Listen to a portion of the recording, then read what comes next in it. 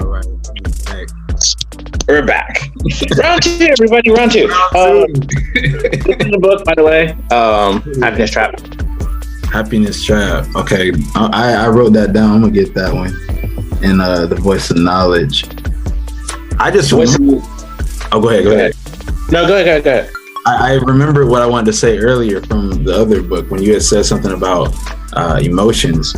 I just remember the book is called 12 Gates of Enlightenment. I'm gonna get the book. Hold on. All right. This is the book here. Everyday Enlightenment.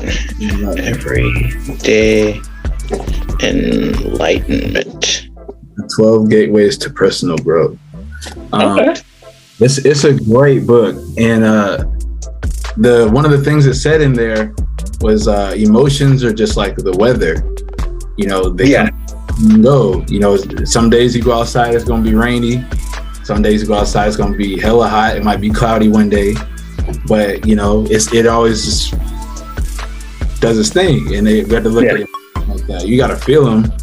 You can't act like they're not there. You know what I'm saying? Uh-oh, this thing messing up.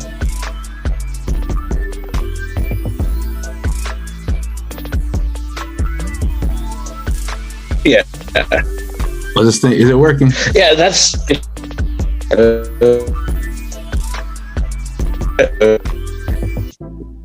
I can hear you.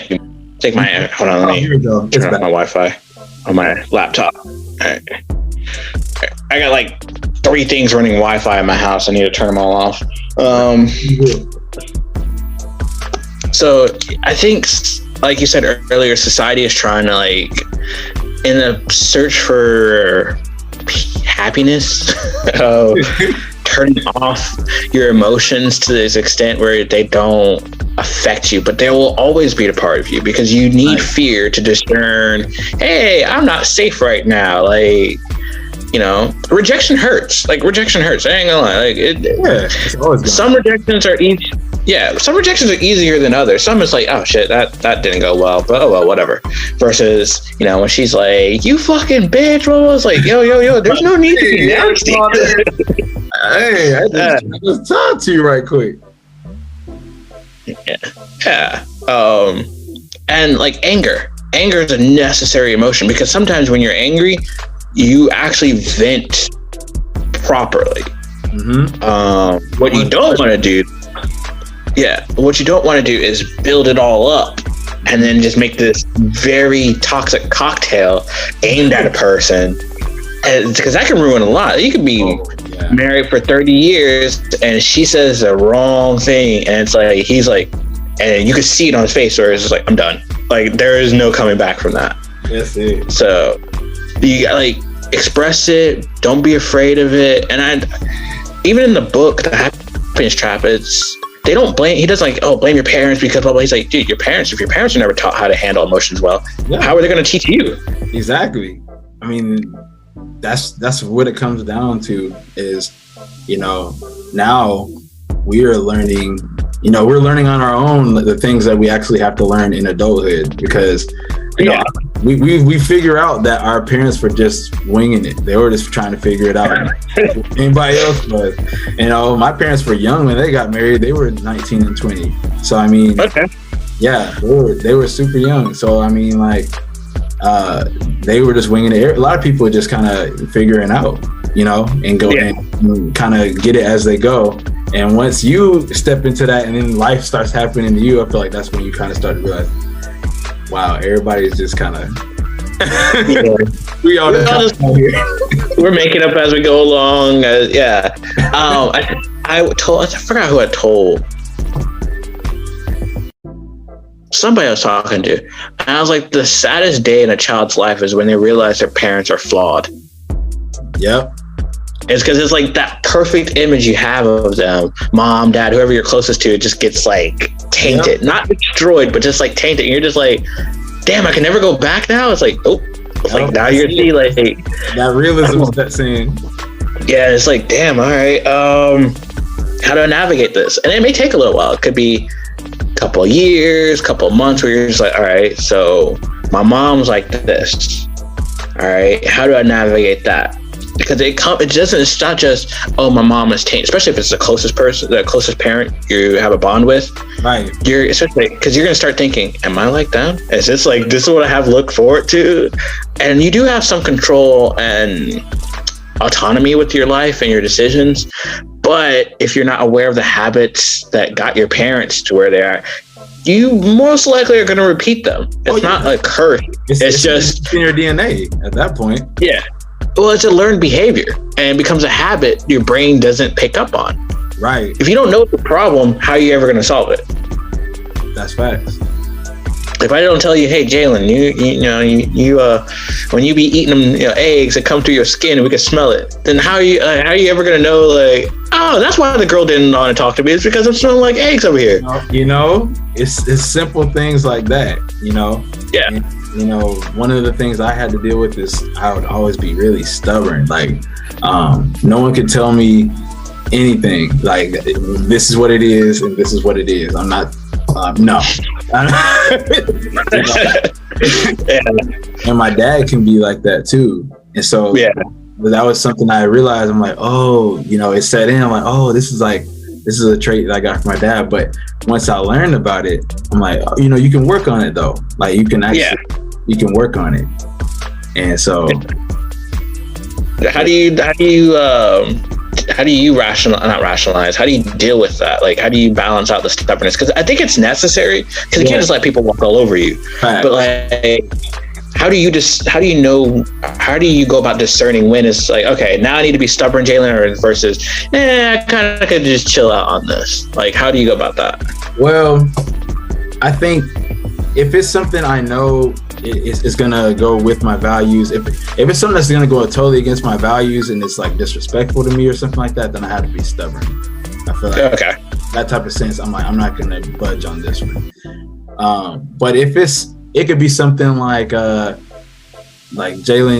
I don't like that shirt, and I'm like, hey man, whatever, I like this shirt, but the reason why they don't like the shirt was because it's not matching. It's like so bright. It's like, this is yellow and I'm wearing some green or something, and it doesn't look good. And they're trying to be helpful to me, not to be a dick. They're doing it to be nice. Like they're saying, hey bro, I love you. I don't want you to go out like this. So in that type of sense, I'm not going to be as stubborn. I kind of know how to look at something that somebody's trying to give me and realize, is something actually just somebody being a dick, or someone just being, having an opinion, or someone actually being constructive and actually this is going to help you. So I say over the years, I've now learned how to discern when I need to be stubborn and when I have to be like, okay, I can see where you're coming from with that. Yeah. It took a while. Yeah, it does. Like, that stubborn habit's like, no, fuck them. I've had to do that. Who was it? It was a friend of mine. I had to go back to her because, like, this is something I learned to do, and some people don't really care, but it's just something for me. Was like, if I knew I was being stubborn unreasonably, and I came to a point like, oh man, motherfucker's right, I would go and be like, hey, remember that time you said this? I was like, all right, you're right, and just like, I'm sorry, just one for me, so I can be okay with saying somebody else is right and not be so prideful and stubborn in myself. So it checks me, and two, so they know that, hey, I do value what you say. I'm not going to just keep brushing you off. If you do say something, it turns out to be true. I'm the kind of person that eventually, maybe not immediately, sorry if it's not immediate, but time. Yeah, let it sink in. Let it sink in. Don't expect me to be like, oh my God. Like, we're humans. We're going to butt heads. We're going to have some disagreements, but I think a lot of times people are trying to be like helpfully constructive if they have a good heart, but I don't know if we're still friends anymore. But this one chick I used to work with, She just had a bad way of saying shit, man. Because another friend said the exact same thing, and I was like, oh, okay. But when my other friend said it, it was like, the way you said it makes me want to leave you on the side of the road right now. Just like, just like, fuck. Because like, there's a way, like, especially if you don't know if it's like a self-conscious or self-image issue the person has, you kind of like, my friend put it in terms of like a minefield. Yeah. When you're dealing with another person, you're walking through this field and you don't know what's a trigger, what's going to set off that mine. And sometimes you're just like, because she was talking to me one day, she said something and I didn't really snap back, but I said something to where she was like, oh, she's like, did I step on a mine? I'm like, yes. So she's like, all right, backing away right now. Just like, let me just backpedal real quickly before it blows up. And ever since then, I use that. It's like sometimes people, and instead of getting upset, like, oh, you should never have this minefield to begin with, it's like, it's always going to be there, no matter what person you deal with, mom, dad, brother, sister. Nice.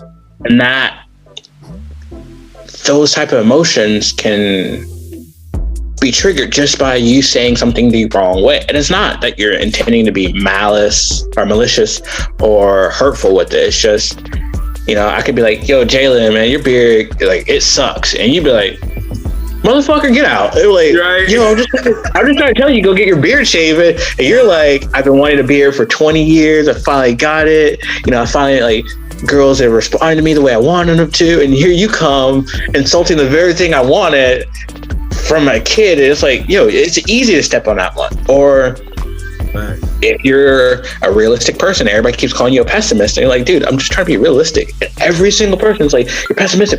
It's like, all right, fuck it. Next person that says that, I'm blowing up on them. And they're just sitting there like, what the fuck happened to me? It's like, oh yeah, you stepped in the minefield, man. I'm sorry, it wasn't you. It's just it was just there in the yeah. You stepped on that mine. I couldn't help it. I could help it, but in the moment, the mine came out of the ground. Boom. What it is, what we gonna do?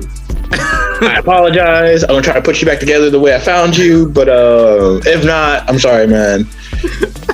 Wait, what's done is done. Sometimes you can repair a relationship. Like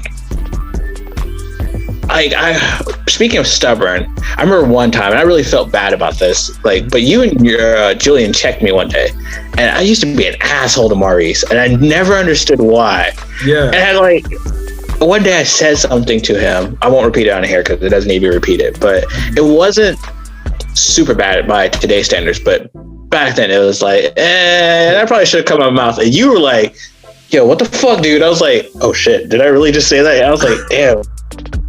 But the thing, I was kind of scared. I was kind of scared because I was like, oh shit, did I just ruin a friendship with all these guys over something stupid I said? But then it was like the next day you were like, hey man, like, don't ever do that again, but we cool. I'm like, good, okay. Like, I stepped into the minefield. I'm still alive. The tiger didn't eat me. We're cool. And like from then on, I was like, okay, we definitely gonna be friends. Like, if I could fuck up and we could still be friends after that, we good. Yeah. God, that was not a good moment. I was. God. And you know what? I think more of an ass. Okay. I was gonna say, I think I'm more of an asshole than I really like to admit. Like, damn, looking back, like, damn, I did some asshole type stuff. I might have to go see a therapist about this. Like, how bad of an asshole am I? Dang, so you said like that was like a point where you kind of like something kind of sparked. With our relationship, yeah. Okay. I was kind of like, because for me, like, a part of my realism or my self-doubt that comes off as pessimism is I always doubt my relationship with people. And it's because I never know where I stand with people truly. I always have this inherent mental flaw of thinking they're lying. They're not like being totally straightforward. So like that for me kind of solidified our relationship. Oh, if I can fuck up and this dude's still not gonna like run away, I'm good. Don't fuck up again. But like, okay, we're good. Versus I'm always having to walk on eggshells. I can't really test the limits of our friendship. Yeah. And because I learned that really quickly growing up. I would have a fight with somebody, and one or two things would happen. Either what happened here, where we're still friends, but God, well, I met you when I was 7, 23 years, dude. 23 fucking years. Either it's gonna be like this, or however long it lasts. For real, man. It's gonna blow up and we never speak to each other again. A lot of them blew up and we never spoke to each other again. Some moved away, just lost contact, whatever, because it was before cell phones were even given to kids. Because you know how them data plans were, you couldn't talk till after 9, and man, weekends and after 9. Yep. But like, so that shaped some of my reality as far as like realism versus optimism. Like, I'll be optimistic. Like, maybe this person likes me. But then the realistic, kind of even borderline pessimistic side comes in and be like, you might want to like chill out, because they may not like you as much as you like them. So chill. But I think part of that comes from like living in your head a little too much. Man. Even with optimism, like everybody always thinks living in your head breeds something purely negative, or purely negative emotion, purely negative response. But sometimes the negativity can come from a truly positive response, like me being blindly optimistic and just like walking into, hey, this girl wouldn't cheat on me, and every dude's like, bro, it's just your turn, man. Like, she's done been with the whole team, the judge, the state sheriff, like, you just blindly walking into it. You don't put a ring on that one. Oh, but she loves me. No, she don't. You know, I've been there. I will say I've been that blind, optimistic person. I've walked into so many situations I should not have walked into, because I'm just like, nah, that's not really happening. My blinders on. I'm just, this is it. I'm selling myself a dream, and then selling myself a dream, and next thing I know, I just get. It's like, dang, like, I ain't see it coming. Yeah. Well, here's the thing: you see it coming, and even when you see it coming, you still want to say, "Nope."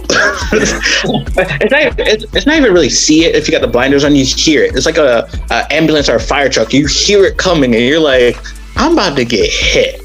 But no, I'm not. I can dodge it. Nah, like, next thing you know, wham, and you're like, "God damn it!" You know. And you're just sitting there, like, you can't. You want to blame yourself, but at the same time, your relationship with yourself is like, I can't possibly blame me. Why do we think that, though? You know, it's such a crazy thing, and I actually want to look at the definition. I wrote the definition of realism and optimism, and then I'll tell you like the cool balance I found. But the realism is the attitude or practice of accepting a situation as it is and being prepared to deal with it accordingly. So that's realism. Then optimism, the actual definition, is hopefulness and confidence about the future or the successful outcome of something.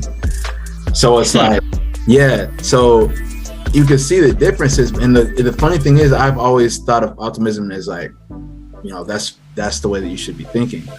But what I've seen the actual middle ground for this is positive thinking. Now, the difference between optimism and I'm gonna follow me here. Okay. So positive thinking doesn't avoid or ignore the bad aspects of life. Also involves making the potential, seeing the best in the bad situations or bad potential situations. So positive thinking, you're going into a situation thinking, hey, you know, I'm gonna hope that this goes great, but I also know that this could happen. I'm not gonna be blindsided. I'm gonna keep a great attitude while I'm doing this. But I'm not gonna sit here and be like, oh yeah, everything's gonna work out 100%. And I'm not going to make a plan B or defense to if something else happens, because this is what's going to happen.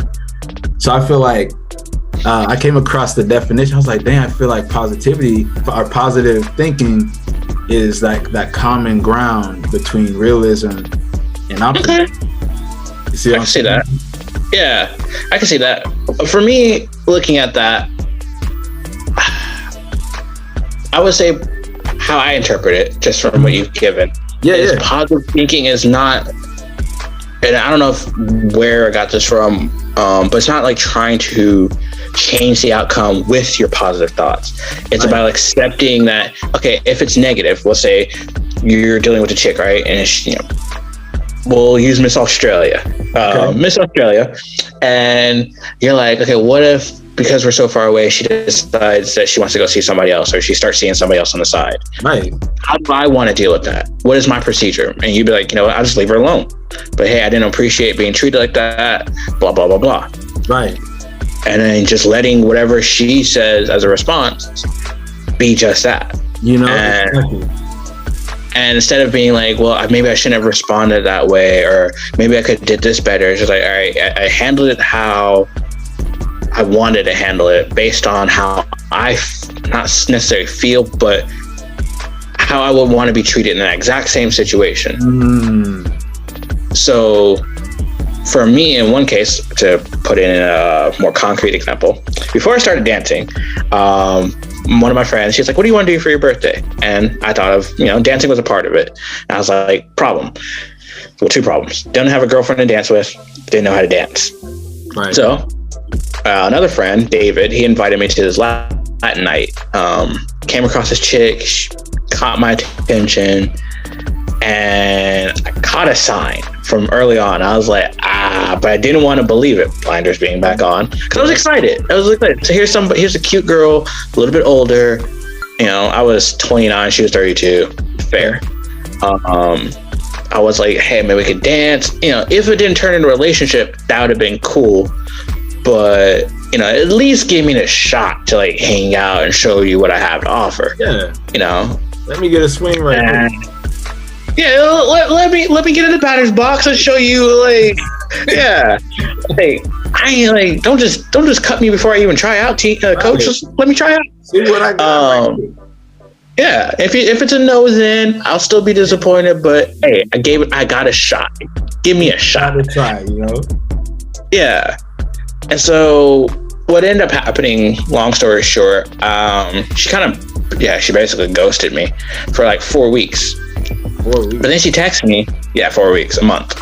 And then she texted me, she's like, oh, I'm sorry, I was busy for the last 2 weeks, blah, blah, blah, blah. In my head, I was like, oh yeah, so you're busy for 2 weeks. What happened to the 2 weeks that I was trying to contact you? Or the 2 times I was trying to contact you, the 2 weeks prior to those 2 weeks, you were gone. Right. So I just hit her up with a, hey, like, I didn't appreciate, making me feel like I was blown off, blah, blah, blah. And her response was basically, I ain't got time to deal with all this. And I was just like, boom. And I was just like, okay. And I wasn't mad. I was just like, I'm not gonna be around people I can't express how I feel. I didn't like, you bitch, you cunt, nothing like that. Just, hey, I didn't really appreciate that. Like, I was excited to like get to know you, blah, blah, blah. Right. And like the positive thinking I would say in that was, I did talk to a couple people around me, like, yo, am I okay? Like, would this be the best way you would want this being handled from your side? And they're like, yeah. And I was like, all right, cool. So I went ahead with it. And at times I do regret it, just because inherent, like, well, if I didn't say anything, maybe this would have turned out this way. But it's like, but then I think it's like, but do I want to be in that situation where I'm stuck with somebody? You're just letting stuff slide. Yep, letting motherfuckers slide one time, they start ice skating. No, that's facts. Like, that's the realest thing I heard today. So it's like, oh, okay. So the positive thinking in that aspect is just, I handle it the way was best for what it was. Right. It's not always going to be the most pleasant outcome where everybody walks away happy, but as long as at the end of the day you're like, all right, I'm good, I can live with myself. It's not it doesn't say too much about me in a negative light, unless you're out here calling people like bitches and cunts and shit just off of like dude, you need to chill out. You gotta like, I'll be upfront, I'll call anybody a cunt or a bitch, and it's not because I think you're less than me. It's like, if the word is warranted in that situation, I'm going to use it. Like, I'm just going to use it. It has no gender. It's just, yep. It's just thrown out when it needs to be used. Exactly. And it's like, well, you shouldn't call. Like, I don't care. Like, if they're acting like that, if I'm being an asshole, you ain't got no problem calling me an asshole. If I'm being a dick, you ain't got no problem being a dick. Just calling it like words are words for a reason. Yeah. So like, yeah, positive. I like that. Positive thinking is. I'm trying to adopt it in a way that fits with the direction of my life. Yeah. If I can say it that way, because it's not going to be applicable in the same way to everyone. That's true. Some people start out in a little bit more optimistic state than others. Mm-hmm. Some people start out in a very negative state, so they have to do more work. But yeah, like realism. Question. Mm-hmm. Do you think realism and optimistic tendencies depend on the nature of the relationship with the person? Because you notice how if you don't really know the person too much, you tend to be way more optimistic in your advice than if you knew the person. You know, I can say that. I'll say this. I feel like there's some people, for some reason, if they make me feel comfortable enough, I feel like I can just be real with them right away. Like, you know, in a nice way, but saying whatever it is that needs to get across without any fluff. You know what I'm saying? Yeah. But definitely, like, if I know somebody, someone comes to me and asks me, I'll tell them when they're wrong. I'll tell them when you messed it. You're the problem in this situation. I'm sorry. I know you're my boy, you're my girl, whatever. But if they're wrong, they're wrong. So I mean, I feel that if I didn't know the person though, and they didn't really make me feel that comfortable, I might not be able to be as real with them. So I guess you're kind of right with that. Like, I think it kind of would defer a little bit, you know? Yeah. But it's like you kind of have to earn the realistic approach to with that person. Yeah. Suss them out. Like, hey, how do they handle like this little bit here and this little bit there versus dumping it all on them? Be like, fuck it, dude. You just have to take it. Sometimes I gotta throw them in the roast chair, and it's like not like being a dick, but it's like, hey, I gotta tell you what it is. You are not being smart in this situation. Like, I'll just have to be like that. Like, this is what's gonna happen if you continue that way. Because you know, I do have quite a few people that come to me for advice and stuff, and I'm like, you know, I'm all for it. I'm all for you know, being able to help. It's just like, as long as I'm not wasting my breath, you know. I'm starting to charge people, man, because I feel like I'm wasting my Hey, because there's too many people that do the opposite of what they come to me for. They want to come back and say, oh, this happened. What did you do? The opposite of what you said. Don't talk to me. Don't talk to me. I don't want to hear it, because I already told you what was going to happen. Like, you're telling me what I already told you. Yeah, and that's where I think with optimism and realism, you need to be not grounded, but be able to have somebody you can express all ranges of emotions with. Facts. Like complete honesty. Facts. And the thing I've come to learn is everybody judges everybody. Mm-hmm. And I always laugh because my roommate's mom did this, and she's like, "Oh, I don't judge." I was like, every time I hear that, I know the motherfucker's judging right then and there. Right there. It's like, all right, cool. And I can't be mad at you because it's like I do it too, but I'll be upfront about it. I'm not gonna tell you, oh, I don't judge. I'll be like, yeah, even when I say that by reflex, oh, I don't judge, I'm like, you know what, that's a lie. I actually do judge. I just won't condemn you for it. Like, there's a difference between, as I told a friend, I was like, yeah, I judge you. She's like, I was like, wait, hold on. Like, don't get your panties in a bunch. I was like, all right, I judge you based on how I would have handled the situation. Right. But I won't condemn you for how you handled the situation. There's a difference.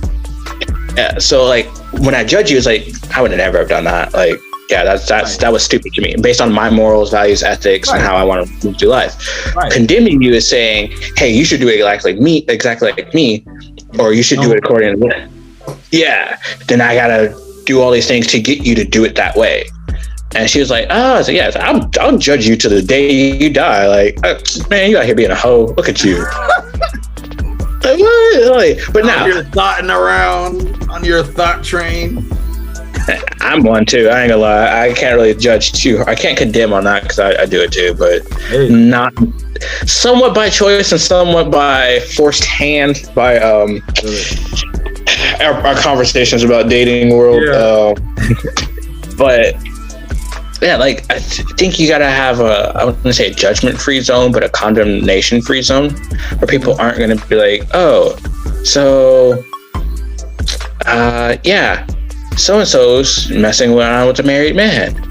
She gonna get her feelings hurt, but all right, like, what do you want to do about it? And that's one question I start asking, is especially dealing with what advice to give, whether it's realistic or more optimistic. It's like, what do you want to do? Where are you trying to go? Well, I want to see it as realistic. If they tell you or allude to, hey, I want to be realistic, like, you're being a dumbass. He ain't gonna leave. He's in them guts and he's happy, but he's getting what he wants right now. Yeah. And well, I want somebody. It's like, okay, but you gotta have to let go of him to get somebody. Or dudes, like, yo, she ain't treating you right. You have a right to demand how you want to be treated. It may not come exactly instantly, but you can say, hey, I'm optimistic about our time together, or I'm being realistic about where you are now, but I'm hoping and I'm being optimistic and reinforcing with positive thinking that we can get to where I would like to be. Right. And that might be our problem with dating. I think it's not realizing how to apply all three. It's like, okay, here's this person. They don't have all my boxes ticked, but do they show growth and willingness to get there? And I'm not saying like pretend. Right. So, if what's a trait that can't be faked? If this person is selfish, just inherently selfish, we're not talking about hey, I don't want to share my donuts because I just don't want to share my donuts, versus I don't share anything with you because of how I view you as a person. Because like, I don't share donuts. I love my niece. I love her to death. But if that girl asked me for a donut, I'd be like, I love you, but no. And she'll probably be crying. I'd be like, it is what it is. Now you asked me for a cookie, I got you. But my donuts? That's yours. That's yours. Yeah, that's mine. I love you, but no. And it's like, well, you're being selfish about my donuts, yes. But I still love you. I'll give you anything else you ask for, just not these donuts. Like, and so like that's a little bit of selfishness that's allowed. Right. Even with your time. It's like, hey, there's a certain time of the day that's just for me. Thanks. Okay, cool. But the person's gonna, especially if they like you, they're inherently gonna want to be with, whether it's a friendship, a family relationship, or intimate relationship, they're gonna want to be around you. So you can't be like, oh, all my time is for me, I don't give anything to you. That's a sign that they won't be willing to change. So you probably shouldn't be going in, I'm gonna be positive and optimistic, be realistic, get the fuck out, go somewhere else. And so like people can grow over time, but like applying those three, we'll call it three, positive, optimistic, and realistic, it kind of comes with time. Unfortunately. I feel like it's almost like a skill, a mental skill, because you have like a lot of times people have like a lot of self-talk. I mean, everyone has self-talk, and so your self-talk can be going either way. And like for me, it took me a long time to be able to actually, find the middle balance and learn, okay, I don't have to believe all my thoughts. And, because like sometimes I'll be like, dang, what's the knowledge? That's my next read. I'm going to read that one first, and then I'll do the happiness trap. But it took me a long time. It took me like, I feel like a few years. I say like 3 to 4 years. And I feel like I've gone through that journey since I've been here in California. Okay. I feel like I really started with my self-development journey after I started when I first moved here. Like I think after the first year, I kind of started to dive into it. Okay. Yeah, but I feel that the things that I was going through here and like the transition and all that stuff, that's really when I started to just stop being so optimistic blindly. And then I'm like, okay, but like this is the logic, these are the facts here. And I have to like look at these facts and be like, okay, I can be optimistic all I want, but this is not going to happen if this doesn't happen. So I had to actually get to that point, and I'm like, okay, stuff is going on, stuff's happening, but I feel like now I'm learning how to, I feel like along the time I kind of learned how to meld it and start the positive thinking instead of just the blind optimism, like really blending that realism in there, because it's like, okay, this is what it is. This is where I'd like it to go, but I understand that because of going in this direction, there is this risk and these emotions that could come up, and they will happen at some point. So just be ready for it. Expect it, and some people might say expecting the worst, but I wouldn't say expecting the worst. I say just be aware. You know what I'm saying? Be aware, pay attention of the things that can come, and they will at some point. But when they do, you know what I'm saying? Yeah. But deal with it in the most positive way that you can, and in the best, just deal with it the best way that you can. That's what positivity is. And that's the other thing, acceptance. Like sometimes people be in denial. I think that has to do more with internally than externally. It is. Because that conversation with yourself has to be candid enough where you, and that I guess comes back to self-talk. If you are very harsh with yourself, like, oh, I'm stupid, nobody if you're, I have a bad self-talk habit. Don't know where I picked that one up from, but I think if you're not candid with yourself and you don't have a good, positive self-talk relationship, you are going to be inherently in denial because you do not want to face that elephant in that room. And the thing is, you're the only one who can enter that room. Nobody else can come in with you. No one can do it for you. The elephant don't respond to nobody else in that room but you. It's gonna be there. Every day he's like, so when are we going to deal with this? Yeah, what's up, man? You got peanuts this time? How long are you gonna be here? 30 seconds, 5 seconds, 10 seconds? Oh, a whole minute now. Look at you. Yeah, you tried to deal with me. That's crazy. Yeah. We're making progress. I'll see you next time. In a couple of years, you're gonna go for 5 minutes. Now, here's the thing though. It's not just one elephant in one room. Right. It's many elephants, many rooms, because they're different scenarios, different emotions that you have to deal with. Some people have really bad anger problems, so that elephant's like, I get to that him later. Others, it's self-care. It's what else? Maybe being blindly optimistic. You gotta go in that room. That elephant, he's this color, and he's jumping all over the place, and he's all happy. You gotta get him settled down before you can talk to him, but you don't know how to do that. That's facts. And the anger elephant, he's just like, oh man, he's tearing up the room. You're like, dude, what the fuck? Dude, it's a process. It is. It's not anybody that says this stuff can be dealt with like an overnight. No, this is a process. I think we inherently want to deal with it overnight because there is no given time limit. Like even a therapist can't tell you it's going to be 3 months to get it fixed. Right. Because we're so used to a world outside ourselves where this game lasts an hour. Your car's going to be in shop for a week. This job will be for a few years. School is for 4 years. So many little different things. Right. But then here comes self-work. Dang. And it's like, what's the time limit? Bro, I can't even begin to tell you. That's all on you. That's a process. That's a journey. And it's not even like working out where you're like, the more time you spend doing it and recovering, you can get better. It's like, you could spend all day trying to tackle the elephant in that room. And he's like, bruh, the best you got was maybe an inch today. And that's all you're going to get for the next few months. It's like, God damn. It's very slow progress, but it's progress. It can vary for however much time for any person, And what elephant you're dealing with. And the elephant you're dealing with, because some are going to be harder than others.